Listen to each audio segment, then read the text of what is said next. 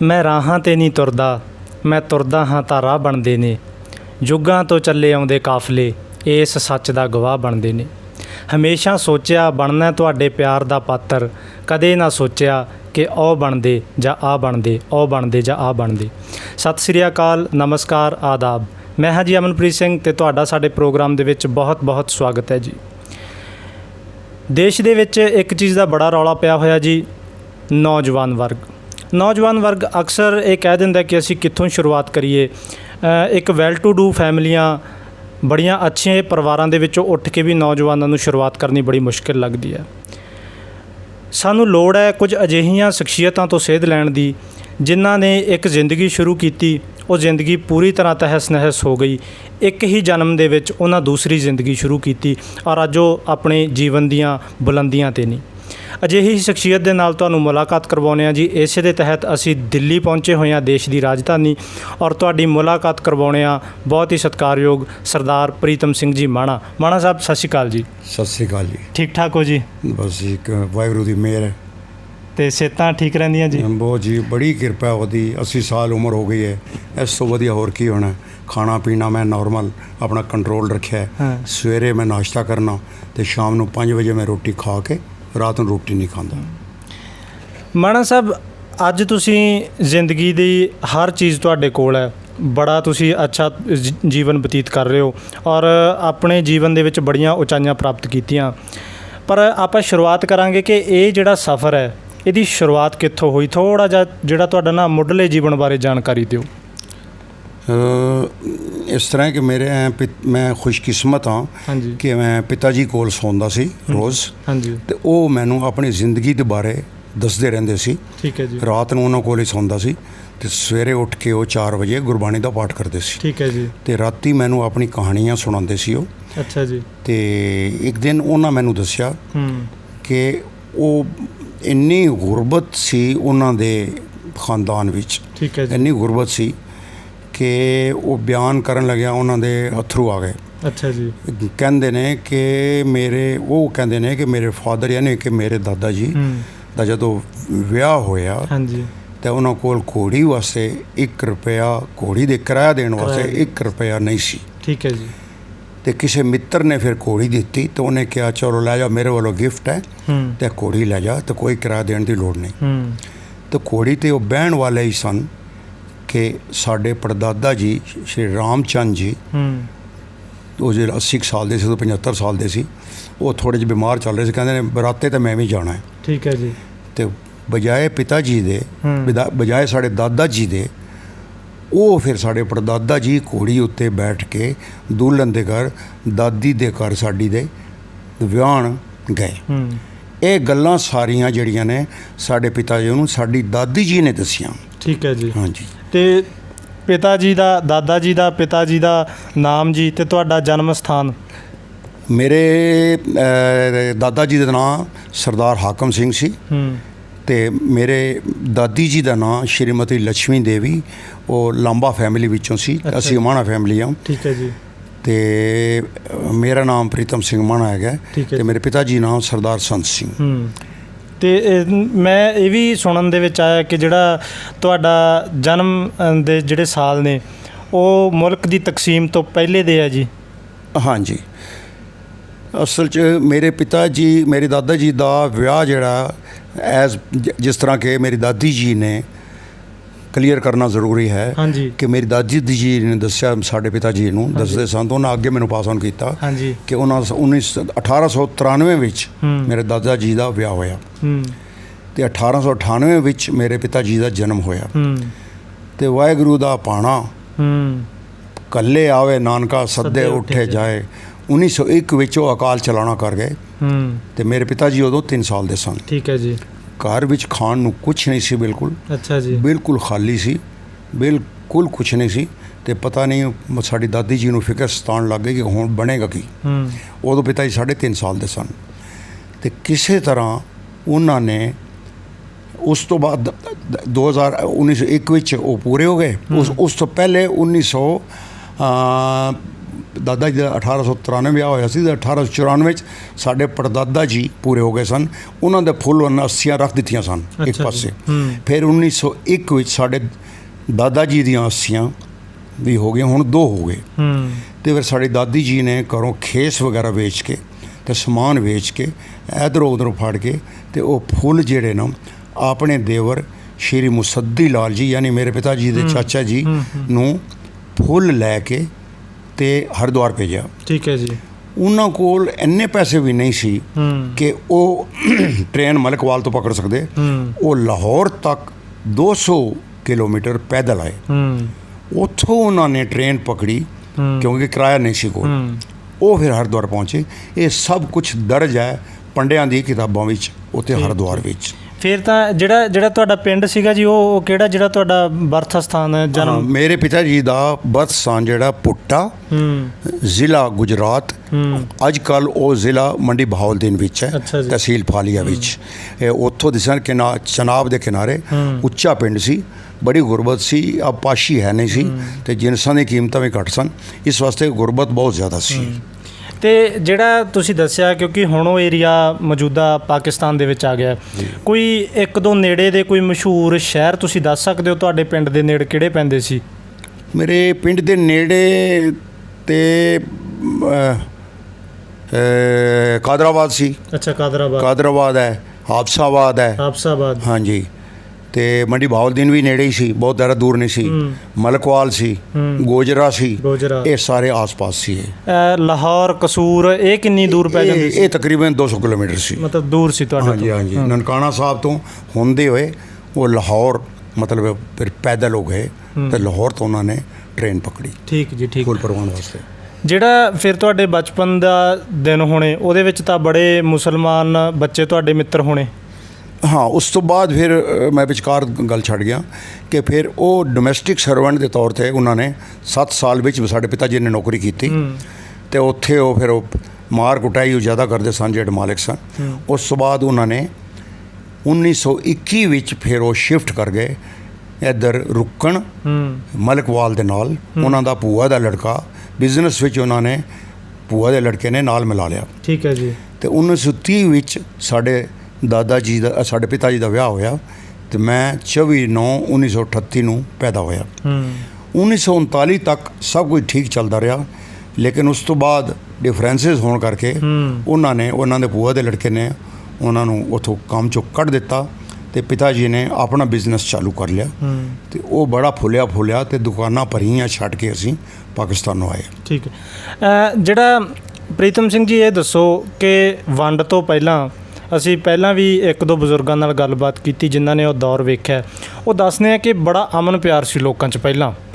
ਵੰਡ ਤੋਂ ਪਹਿਲਾਂ ਇੱਕ ਦੂਜੇ ਦੇ ਘਰ ਆਉਣਾ ਜਾਣਾ ਵੀ ਸੀ, ਅਤੇ ਇੱਕ ਦੂਜੇ ਦੇ ਰਸਮੋ ਰਵਾਇਤ ਦੇ ਵਿੱਚ ਵੀ ਉਹ ਜਾਂਦੇ ਸੀ, ਖੁਸ਼ੀ ਗਮੀ ਦੇ ਵਿੱਚ। ਐਸੇ ਤਰ੍ਹਾਂ ਦੀ ਗੱਲ? ਬਿਲਕੁਲ ਠੀਕ ਗੱਲ ਹੈ। ਮਤਲਬ ਇੰਨੇ ਫਨੈਟਿਕ ਨਹੀਂ ਸੀ, ਠੀਕ ਹੈ, ਲੇਕਿਨ ਉਹਨਾਂ ਨੇ ਸਾਨੂੰ ਸਾਡੇ 'ਤੇ ਕਦੀ ਦਬਾਅ ਨਹੀਂ ਪਿਆ। ਅਸੀਂ ਮਾਈਨੋਰਿਟੀ ਸੀ, ਉਸ ਪਿੰਡ ਵਿੱਚ ਵੀ ਮਾਈਨੋਰਿਟੀ ਸੀ, ਥੋੜ੍ਹੇ ਹਿੰਦੂ ਸਿੱਖ ਸੀ ਉੱਥੇ, ਲੇਕਿਨ ਕਦੀ ਸਾਨੂੰ ਮਹਿਸੂਸ ਨਹੀਂ ਹੋਇਆ ਕਿ ਅਸੀਂ ਇਹਨਾਂ ਦੇ ਅੰਡਰ ਪ੍ਰੈਸ਼ਰ ਹੈਗੇ ਹਾਂ, ਅਤੇ ਕੋਈ ਦਿੱਕਤ ਨਹੀਂ, ਸਾਨੂੰ ਕੋਈ ਦਿੱਕਤ ਨਹੀਂ ਹੋਈ। ਮੇਰੇ ਯਾਰ ਦੋਸਤ ਮੁਸਲਮਾਨ ਸਨ, ਜੇ ਆਪਣਾ ਸਕੂਲ ਵਿੱਚ ਵੀ ਜਿਹੜੇ ਮੇਰੇ ਕਲਾਸ ਫੈਲੋ ਸਨ ਉਹ ਵੀ ਮੁਸਲਮਾਨ ਸੀ। ਨਾਮ ਕੋਈ 1-2 ਦੇ ਯਾਦ ਹੈ ਮਿੱਤਰਾਂ ਦੇ? ਹਾਂ, ਅਸੀਂ 2 ਮੋਨੀਟਰ ਸੀ ਕਲਾਸ ਦੇ। ਵੱਡੇ ਦਾ ਨਾਂ ਅਨਵਰ ਬੇਗ ਸੀ, ਮੇਰੇ ਤੋਂ ਕਾਫੀ ਵੱਡਾ ਸੀ, 3-4 ਸਾਲ ਵੱਡਾ ਸੀ ਮੇਰੇ ਕੋਲੋਂ, ਅਤੇ ਮੈਂ ਛੋਟਾ ਸੀ, ਅਤੇ ਮੇਰਾ ਨਾਮ ਪ੍ਰੀਤਮ ਸਿੰਘ, ਅਤੇ ਅਸੀਂ ਦੋਨੋਂ ਮੋਨੀਟਰ ਸੀ। ਅਤੇ ਇੱਕ ਅਨਾਇਤ ਸੀ, ਇੱਕ ਅਨਵਰ ਬੇਗ ਤੋਂ ਮੈਂ ਤੁਹਾਨੂੰ ਦੱਸਿਆ ਹੀ ਹੈ, ਹੋਰ ਮੈਨੂੰ ਜ਼ਿਆਦਾ ਨਾਮ ਯਾਦ ਨਹੀਂ ਹੈਗਾ। ਅਤੇ ਤੁਹਾਡੇ ਹੈੱਡ ਮਾਸਟਰ ਸਾਹਿਬ ਦਾ ਇੱਕ ਤੁਸੀਂ ਜ਼ਿਕਰ ਕਰ ਰਹੇ ਸੀ, ਉਹਨਾਂ ਦਾ ਨਾਮ ਯਾਦ ਹੈ ਕੁਛ, ਜਿਨ੍ਹਾਂ ਨੇ ਕਿਹਾ ਸੀ ਕਿ ਹੁਣ ਪੁੱਤਰ ਛੁੱਟੀ ਹੋ ਗਈ ਹੈ ਸਕੂਲ 'ਚ, ਤੁਸੀਂ ਜਾਓ? ਮੇਰੇ ਹੈੱਡ ਮਾਸਟਰ ਨਹੀਂ ਸੀ ਉਹ ਮੇਰੇ ਟੀਚਰ ਸਨ।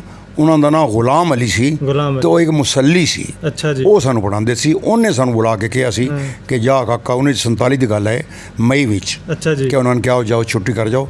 ਮੈਂ ਇੰਨੇ ਅਸੀਂ ਅਣਜਾਣ ਸਾਂ, ਇੰਨਾ ਅਸੀਂ ਮਤਲਬ ਡਿਟੈਚਡ ਸੀ ਫਰੋਮ ਪੋਲੀਟਿਕਸ ਕਿ ਸਾਨੂੰ ਨਹੀਂ ਸੀ ਪਤਾ ਕਿ ਛੁੱਟੀ ਕਿਉਂ ਹੋ ਰਹੀ ਹੈ, ਕੀ ਗੱਲ ਹੈ।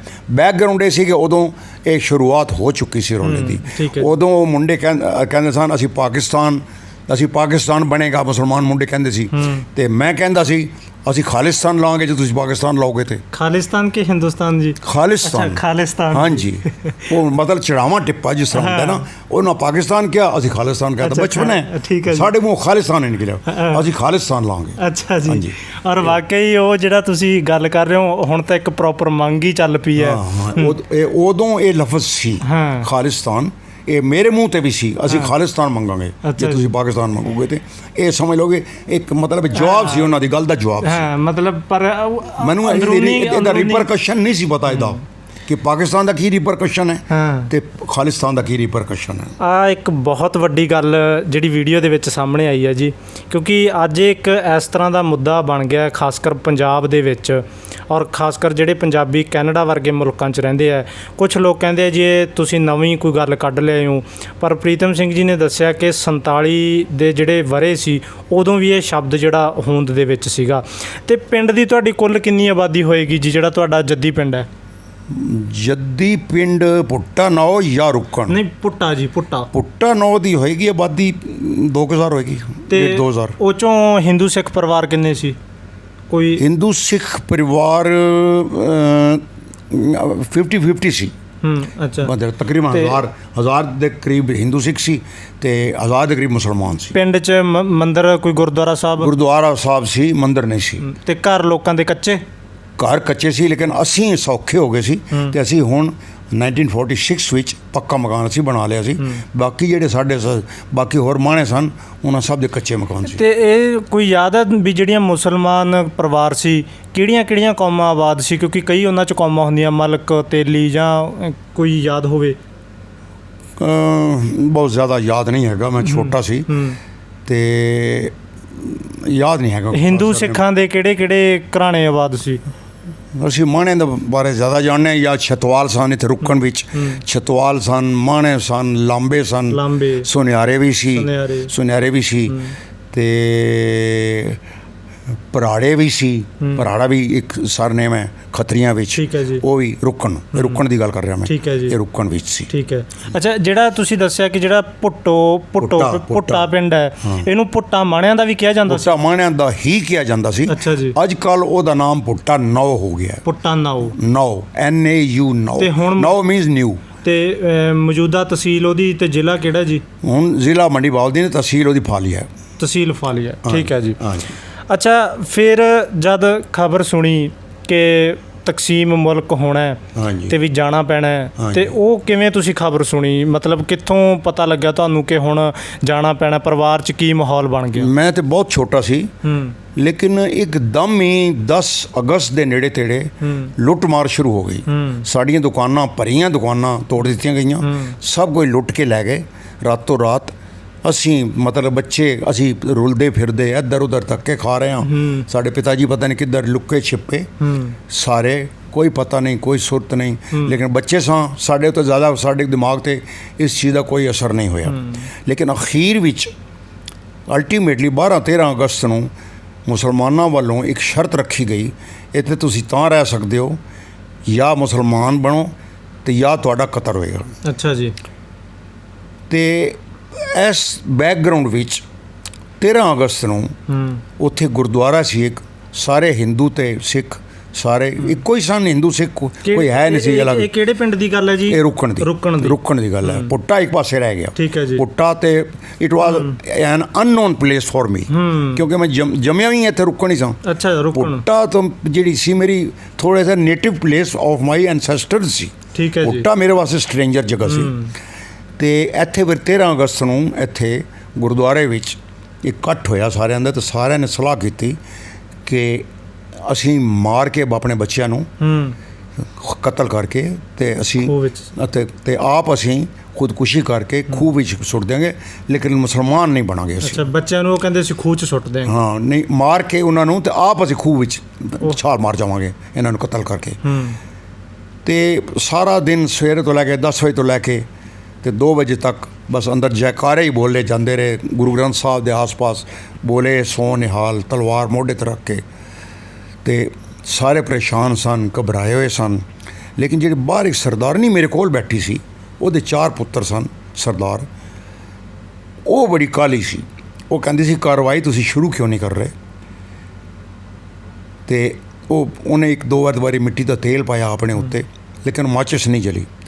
ਆਖਿਰ 'ਚ 2 ਵਜੇ ਇੱਕ ਸਾਡੇ ਐਕਸ ਹੈਡ ਮਾਸਟਰ ਸੀ ਸਕੂਲ ਦਾ, ਰਾਮ ਲਾਲ ਸ਼ਰਮਾ, ਉਹ ਆਇਆ। ਫਿਰ ਉਹਨੇ ਫਿਰ ਸਾਰਿਆਂ ਨੂੰ ਸਮਝਾਇਆ ਬੁਝਾਇਆ ਕਿ ਕਤਲੋ ਗਾਰਤ ਤੇ ਖੂਨ ਖਰਾਬਾ ਨਾ ਕਰੋ। ਠੀਕ ਹੈ ਜੀ। ਇਹ ਗੀਤਾ 'ਚ ਵੀ ਲਿਖਿਆ ਕਿ ਖੁਦਕੁਸ਼ੀ ਜੁਰਮ ਹੈ। ਠੀਕ ਹੈ ਜੀ। ਤੇ ਕੁੜੀਆਂ ਦਾ ਮਤਲਬ ਬੜਾ ਵੱਡਾ ਗੁਨਾਹ ਹੈ ਕੁੜੀਆਂ ਦਾ ਕਤਲ ਕਰਨਾ। ਤੇ ਅਸੀਂ 2-4 ਦਿਨ ਕੰਪਰੋਮਾਈਜ਼ ਕਰ ਲਓ। ਸੋ ਸਾਨੂੰ ਘਸੀਟ ਕੇ ਲੈ ਗਏ। ਸਾਡੇ ਪਿਤਾ ਜੀ ਰੋਂਦੇ ਟਰੋਂਦੇ ਡਿੱਗਦੇ ਟਹਿੰਦੇ ਮਸਜਿਦ 'ਚ ਜਾ ਕੇ ਕਲਮਾ ਪੜ੍ਹ ਆਏ। ਠੀਕ ਹੈ ਜੀ। ਤੇ ਇਨ ਦੀ ਮੀਨ ਅਸੀਂ ਮੈਂ ਤੇ ਉਹ ਜਿਹੜੀ ਸਰਦਾਰਨੀ ਸੀ ਅਸੀਂ ਪਿੱਛੇ ਰਹਿ ਗਏ, ਬਾਕੀ ਸਾਰੇ ਚਲੇ ਗਏ। ਮੈਨੂੰ ਨਹੀਂ ਨਾਲ ਕੋਈ ਲੈ ਗਿਆ। ਠੀਕ ਹੈ ਮਸਜਿਦ ਵਿੱਚ। ਠੀਕ ਹੈ ਜੀ। ਤੇ ਮੈਂ ਵੇਖਿਆ ਕਿ ਉਹਨੇ ਚਸ਼ਮਾ ਲਾ ਕੇ ਇਸ ਤਰ੍ਹਾਂ ਅਣੀ ਉੱਤੇ ਖੂਹ ਦੀ ਅਣੀ ਤੇ ਇਸ ਤਰ੍ਹਾਂ ਚਸ਼ਮਾ ਲਾ ਕੇ ਰੱਖ ਦਿੱਤਾ ਤੇ ਮੇਰੇ ਸਾਹਮਣੇ ਵੇਖਦਿਆਂ ਖੂਹ ਛਾਲ ਮਾਰ ਗਈ। ਠੀਕ ਹੈ ਜੀ। ਉਹ ਬੜੀ ਜ਼ੋਰ ਦੀ ਆਵਾਜ਼ ਹੋਈ ਗਲੀ ਵਿੱਚ ਤੇ ਮੁਸਲਮਾਨੀਆਂ ਔਰਤਾਂ ਤੇ ਮਰਦ ਉੱਤੇ ਦੌੜੇ ਆਏ। ਉਹਨਾਂ ਵੇਖਿਆ ਛਾਲ ਮਾਰ ਗਈ ਤੇ ਉਹਨਾਂ ਫਿਰ ਸੰਗਲੀ ਲਟਕਾਈ ਖੂਹ ਵਿੱਚ। ਨਾ ਉਹਨੇ ਫੜਨੀ ਸੀ ਨਾ ਫੜੀ। ਕਿਸੇ ਨੇ ਕਿਹਾ ਕਿ ਫੜ ਲਓ ਤੇ ਇੱਕ ਹੋਰ ਨੇ ਕਿ ਜੇ ਫੜਨੀ ਹੁੰਦੀ ਤੇ ਜਾਂਦੀ ਨਾ। ਆਖਿਰ 'ਚ ਉਹਦੀ ਲਾਸ਼ ਤੈਰ ਆਈ। ਤੇ ਸਾਡੇ ਪਿਤਾ ਜੀ ਥੋੜ੍ਹੀ ਦੇਰ ਬਾਅਦ ਸਾਡੇ ਪਿਤਾ ਜੀ ਆ ਗਏ, ਬੜੇ ਰੋ ਰਹੇ ਸਨ। ਉਹਨਾਂ ਦੇ ਅੱਖਾਂ 'ਚ ਇਸ ਤਰ੍ਹਾਂ ਜੇ ਕਿ ਖੂਨ ਚੋਣ ਲੱਗ ਪੈਣਾ। ਪਾਗਲ ਹੋ ਗਏ ਮੇਰੇ ਪਿਤਾ ਜੀ। ਇਸ ਤਰ੍ਹਾਂ ਲੱਗਦਾ ਜਿਹੜਾ ਬੰਦਾ ਸਾਹਮਣੇ ਆਵੇ ਜੱਫਾ ਮਾਰ ਕੇ ਰੋਣ ਲੱਗ ਪੈਣ। ਉਹ ਇਹ ਸ਼ਖਸ ਹਨ ਪਿਤਾ ਜੀ ਕਿ ਉਹਨਾਂ ਨੇ ਕੋਈ ਚੋਟ ਲੱਗੀ ਸੀ ਤੇ ਟ੍ਰਿਮਿੰਗ ਵਾਸਤੇ ਕਿਹਾ ਗਿਆ ਸੀ। ਉਹਨਾਂ ਟ੍ਰਿਮਿੰਗ ਨਹੀਂ ਕਰਾਈ ਦਾੜੀ ਦੀ। ਮੈਂ ਕਹਿੰਦਾ ਇਲਾਜ ਨਹੀਂ ਕਰਾਉਣਾ, ਲੇਕਿਨ ਐਡੀ ਮਜਬੂਰੀ ਐਸੇ ਔਖੇ ਆ ਗਏ ਦਿਨ ਕਿ ਉਹਨਾਂ ਨੂੰ ਇਹਨੂੰ ਐਕਸੈਪਟ ਕਰਨਾ ਪਿਆ। ਉਸ ਤੋਂ ਬਾਅਦ ਫਿਰ ਘਰ ਵਿੱਚ ਉਹ ਘਰ ਵਿੱਚ ਗੁਰਬਾਣੀ ਦਾ ਪਾਠ 4-5 ਦਿਨ ਅਸੀਂ ਉਸ ਤੋਂ ਬਾਅਦ ਰਹੇ ਉੱਥੇ। ਅੱਛਾ ਜੀ। ਤੇ ਘਰ ਵਿੱਚ ਗੁਰਬਾਣੀ ਦਾ ਪਾਠ ਤੇ ਸਾਨੂੰ ਵੀ ਪਾਠ ਤਾਤੀ ਵਾਹ ਨਾ ਲਾਗੇ ਪਾਰ ਬ੍ਰਹਮ ਸਰਨਾਏ ਗੁਰਸਰਨ ਗੁਰੂ ਹਾਂਜੀ ਸ਼ਬਦ ਗੁਰਬਾਣੀ ਦੇ ਸ਼ਬਦ ਹੈ। ਇਹ ਸਾਨੂੰ ਕਿਹਾ ਕਿ ਤੁਸੀਂ ਜਾਪ ਕੀਤਾ ਕਰੋ, ਦਿਨ ਰਾਤ ਵਾਹਿਗੁਰੂ ਰੱਖਿਆ ਕਰਨਗੇ। ਤੇ 3-4 ਦਿਨ ਅਸੀਂ ਰਹੇ। ਉਸ ਤੋਂ ਬਾਅਦ ਮਿਲਟਰੀ ਦਾ ਟਰੱਕ ਆ ਗਿਆ, ਲੇਕਿਨ ਸਾਨੂੰ ਸਾਡੇ ਪੜੋਸੀ ਨੇ ਮੁਸਲਮਾਨ ਨੇ ਹੀ ਬਚਾਇਆ, ਜਿਹੜਾ ਸਾਡੇ ਸਹੀ ਉਹ ਵੀ ਮੈਨੂੰ ਕਿੱਸਾ ਦੱਸੋ। ਅੱਛਾ ਇਹ ਦੱਸੋ ਕਿ ਜਦੋਂ ਤੁਸੀਂ ਇਸਲਾਮ ਕਬੂਲ ਕਰ ਲਿਆ ਫਿਰ ਵੀ ਆ ਗਿਆ ਮਿਲਟਰੀ ਕਿ ਤੁਹਾਨੂੰ ਜਾਣਾ ਪੈਣਾ? ਫਿਰ ਤੇ ਉਹ ਤੇ ਪ੍ਰੋਗਰਾਮ ਹੈ ਹੀ ਸੀ। ਅੱਛਾ। ਉਹ ਤੇ ਪ੍ਰੋਗਰਾਮ ਗਵਰਨਮੈਂਟ ਆਫ ਇੰਡੀਆ ਦਾ ਹੈ ਸੀ, ਜਿਹੜੇ ਫੋਰਸੀਬਲੀ ਬਣਾਏ ਗਏ ਜਾਂ ਕੁਛ ਬਣਾਏ ਗਏ। It was not final. ਹਾਂ ਵੀ ਇਹਨਾਂ ਨੂੰ ਹਿੰਦੁਸਤਾਨ ਭੇਜਿਆ ਜਾਵੇ। ਹਾਂ ਇਟ ਵਾਜ਼ ਨਾਟ ਫਾਈਨਲ। ਜਿਹੜੇ ਜਾਣਾ ਚਾਹੁੰਦੇ ਨੇ ਮਿਲਟਰੀ ਦੇ ਟਰੱਕ ਭੇਜੇ ਇਸ ਵਾਸਤੇ ਸਨ। ਜਿਹੜੇ ਨਹੀਂ ਰਹਿਣਾ ਚਾਹੁੰਦੇ ਉਹ ਸਾਨੂੰ ਉਹ ਬਿਠਾ ਕੇ ਲੈ ਗਏ।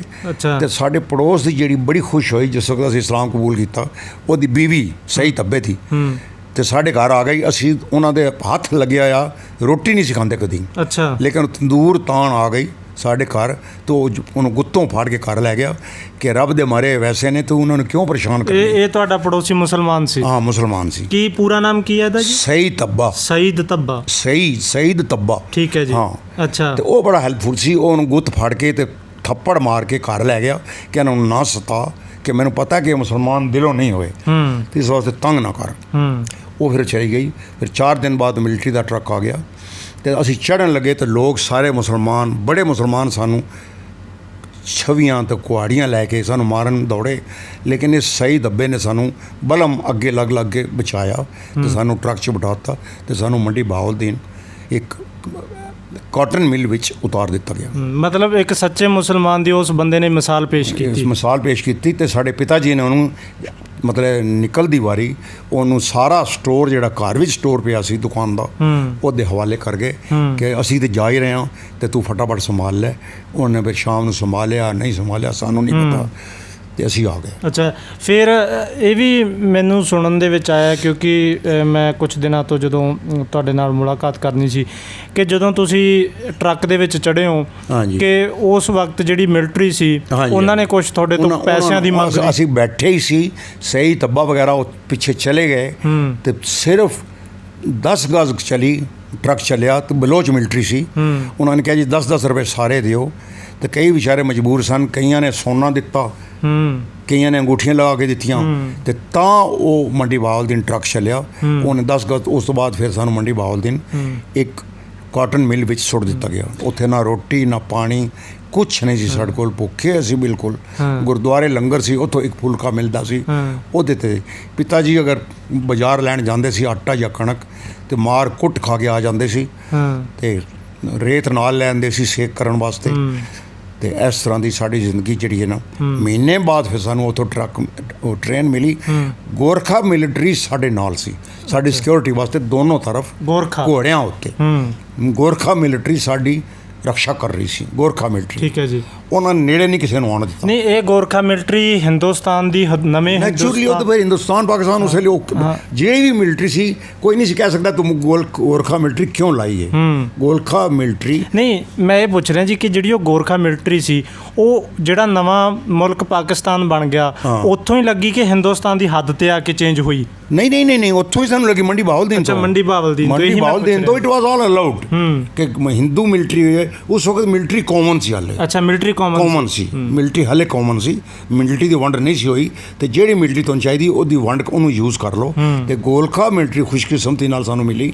ਤੇ ਨਹੀਂ ਤੇ ਰਸਤੇ ਵਿੱਚ ਸਾਨੂੰ ਬੜੇ ਮਾਰਨ ਕੱਟਣ ਵਾਲੇ ਅਸੀਂ ਆਸ-ਪਾਸ ਦੇਖੇ, ਬੜੇ ਖੜੇ ਸਨ, ਤਿਆਰ ਖੜੇ ਸਨ। ਲੇਕਿਨ ਗੋਰਖਾ ਮਿਲਟਰੀ ਨੇ ਬੰਦੂਕਾਂ ਕੱਢ ਲਈਆਂ ਤੇ ਉਹ ਸਾਰੇ ਨਸ ਗਏ ਉਹਨਾਂ ਨੂੰ ਵੇਖ ਕੇ। ਤੇ ਅਸੀਂ ਜਲੰਧਰ ਫਿਰ ਅਸੀਂ ਉਸੇ ਉਤਰੇ। ਵਾਇਆ ਕਿੱਧਰ ਦੀ, ਪੂਰਾ ਸਫ਼ਰ ਕਿੱਧਰ ਦੀ ਆਏ ਤੁਸੀਂ? ਬਹਾਵਲਦੀਨ ਤੋਂ ਅਸੀਂ ਲਾਲਾ ਮੂਸਾ ਤੋਂ ਹੁੰਦੇ ਹੋਏ ਮੰਡੀ ਬਹਾਵਲਦੀਨ ਤੋਂ ਲਾਲਾ ਮੂਸਾ ਤੋਂ ਬਾਅਦ ਫਿਰ ਅਸੀਂ ਟ੍ਰੇਨ ਦੇ ਵਿੱਚ, ਸਾਨੂੰ ਪਿਤਾ ਜੀ ਨੇ ਉਹ ਜਿਹੜੇ ਸ਼ਟਰ ਸਨ ਬੰਦ ਕਰ ਦਿੱਤੇ, ਉਹਨਾਂ ਨੂੰ ਬਾਹਰ ਨੇ ਸਾਨੂੰ ਤੱਕਣ ਦਿੱਤਾ। ਫਿਰ ਤੁਸੀਂ ਜਲੰਧਰ ਸੀ ਉਤਰੇ। ਤੇ ਫਿਰ ਜਲੰਧਰ ਆ ਕੇ ਉਹਨਾਂ ਨੇ ਦੱਸਿਆ ਕਿ ਹੁਣ ਤੁਸੀਂ ਹਿੰਦੁਸਤਾਨ ਆ ਗਏ ਆ? ਹਾਂ, ਸਾਨੂੰ ਪਤਾ ਲੱਗ ਗਿਆ ਕਿ ਹਿੰਦੁਸਤਾਨ ਆ ਗਏ ਆ। ਤੇ ਇੱਕ ਖਾਲੀ ਮਕਾਨ ਪਿਆ ਸੀ, ਅਸੀਂ ਸਾਫ਼ ਸੂਫ ਕੀਤਾ। ਲੇਕਿਨ ਇਨ ਦੀ ਮੀਨ ਟਾਈਮ ਸਾਨੂੰ ਪਤਾ ਲੱਗਾ ਕਿ ਇੱਥੇ ਕੈਂਪ, ਖਾਲਸਾ ਕਾਲਜ ਜਲੰਧਰ ਵਿੱਚ ਰਿਫਿਊਜੀ ਕੈਂਪ ਹੈ, ਤਾਂ ਉੱਥੇ ਰੋਟੀ ਰੱਜ ਕੇ ਮਿਲੇਗੀ, ਰਹਿਣ ਨੂੰ ਜਗ੍ਹਾ ਮਿਲੇਗੀ। 3 ਦਿਨ ਤੱਕ ਅਸੀਂ ਉੱਥੇ ਰਹੇ। ਉਸ ਤੋਂ ਬਾਅਦ ਅਸੀਂ ਅੰਬਾਲਾ ਆ ਗਏ। 10 ਦਿਨ ਅਸੀਂ ਅੰਬਾਲਾ ਰਹੇ। ਕੁਲਦੀਪ ਨਗਰ ਕੈਂਪ ਹੁੰਦਾ ਸੀ, ਠੀਕ ਹੈ ਜੀ, ਬਲਦੇਵ ਨਗਰ ਦੇ ਨਾਲ ਹੁੰਦਾ ਸੀ ਕੁਲਦੀਪ ਨਗਰ ਕੈਂਪ, ਠੀਕ ਹੈ ਜੀ, ਉੱਥੇ ਸੀ ਰਹੇ। ਉਸ ਤੋਂ ਬਾਅਦ ਫਿਰ ਸਾਨੂੰ ਮੁਬਾਰਕਪੁਰ ਕੈਂਪ ਹੈ, ਜਿਹੜਾ ਚੰਡੀਗੜ੍ਹ ਤੋਂ ਤਕਰੀਬਨ 20 ਕਿਲੋਮੀਟਰ 15 ਕਿਲੋਮੀਟਰ, ਜ਼ੀਰਕਪੁਰ ਤੋਂ ਪਹਿਲੇ ਥੋੜ੍ਹਾ ਜਿਹਾ, ਡੇਰਾ ਬੱਸੀ ਦੇ ਬਿਲਕੁਲ ਨਾਲ, ਠੀਕ ਹੈ ਜੀ। ਅਸੀਂ ਉੱਥੇ ਰਹੇ 8 ਮਹੀਨੇ। ਉੱਥੇ ਸਾਨੂੰ ਠੀਕ ਠਾਕ ਕੋਈ ਦਿੱਕਤ ਨਹੀਂ ਆਈ। ਤੰਬੂ ਮਿਲਿਆ ਸੀ।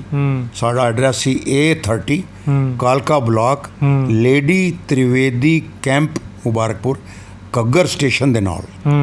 ਇਹ ਸਾਡਾ ਐਡਰੈਸ ਸੀ ਉੱਥੇ। 8 ਮਹੀਨੇ ਦੇ ਕਰੀਬ ਅਸੀਂ ਰਹੇ। ਉਸ ਬਾਅਦ ਸਾਨੂੰ ਜ਼ਮੀਨ ਅਲਾਟ ਹੋ ਗਈ ਬਰੇਲੀ ਜ਼ਿਲ੍ਹਾ ਅੰਬਾਲਾ ਬਰਵਾਲਾ ਦੇ ਨਾਲ। ਉਦੋਂ ਤਾਂ ਪੰਜਾਬ ਹੀ ਸੀ ਸਾਰਾ, ਕਿਉਂਕਿ ਉਦੋਂ ਸਾਰਾ ਪੰਜਾਬ ਸੀ, ਕਿਉਂਕਿ ਉਹਦਾ ਪੰਜਾਬ ਸੀ। ਲੇਕਿਨ ਡੇਰਾ ਬੱਸੀ ਵਗੈਰਾ ਸੀ, ਇਹ ਪੈਪਸੂ ਵਿੱਚ ਸੀ। ਹਾਂ, ਪੈਪਸੂ ਸੀ, ਇਹ ਪੰਜਾਬ ਨਹੀਂ ਸੀ, ਪੈਪਸੂ 'ਚ ਸੀਗਾ ਜੀ। ਹਾਂ, ਕੁਛ ਇਲਾਕਾ ਜਿਹੜਾ ਪੈਪਸੂ ਦੇ ਅੰਡਰ। ਹਾਂ, ਉਦੋਂ ਜਦੋਂ ਤੱਕ ਫੈਸਲਾ ਨਹੀਂ ਹੋਇਆ ਕਿ ਨੇ ਮਹਾਰਾਜਾ ਪਟਿਆਲਾ ਨੇ ਕਿ ਮੈਂ ਮਰਜ ਕਰਨਾ, ਉਦੋਂ ਪੈਪਸੂ ਵਿੱਚ ਸੀ। ਬਿਲਕੁਲ, ਕਿਉਂਕਿ ਇਹ ਪਟਿਆਲਾ ਘਰਾਣਾ ਇਹ ਪੈਪਸੂ ਸੀ। ਅਸੀਂ ਪੰਜਾਬ ਵਿੱਚ ਚਲੇ ਗਏ, ਰਿਆਸਤ ਪਟਿਆਲਾ। ਹਾਂ ਜੀ, ਠੀਕ ਹੈ ਜੀ। ਕਿੰਨੇ ਦਿਨਾਂ ਦੇ ਸਫ਼ਰ ਦੇ ਵਿੱਚ ਤੁਸੀਂ ਹਿੰਦੁਸਤਾਨ ਪਹੁੰਚੇ ਜੀ? ਮੰਡੀ ਬਹਾਵਲਦੀਨ ਤੋਂ ਸਾਨੂੰ 3 ਦਿਨ ਲੱਗ ਗਏ। ਵਾਇਆ ਟ੍ਰੇਨ ਸਾਨੂੰ ਤਕਰੀਬਨ 3 ਦਿਨ ਲੱਗ ਗਏ। ਰਸਤੇ ਤੇ ਬਾਰਡਰ ਤੇ ਛੇਹਰਟਾ ਸਾਹਿਬ ਤੇ ਸਾਨੂੰ ਰੋਕ ਕੇ ਇੰਜੈਕਸ਼ਨ ਲੱਗੇ। ਪਹਿਲੇ ਛੇਹਰਟਾ ਸਾਹਿਬ ਅੰਮ੍ਰਿਤਸਰ ਸਾਹਿਬ ਤੇ ਉੱਥੇ ਸਾਨੂੰ ਹੈਜ਼ਾ ਦੇ ਤੇ ਕੋਈ ਜਿਹੜੇ ਵੀ ਇੰਜੈਕਸ਼ਨ, ਐਂਟੀ ਇਨਫੈਕਸ਼ਨ ਇੰਜੈਕਸ਼ਨ ਹੁੰਦੇ ਤਾਂ ਲੱਗੇ। ਤੇ ਸਾਨੂੰ ਬੁਖਾਰ ਹੋ ਗਿਆ। ਇੰਜੈਕਸ਼ਨ ਲਾ ਕੇ ਤਾਂ ਸਾਨੂੰ ਅੰਦਰ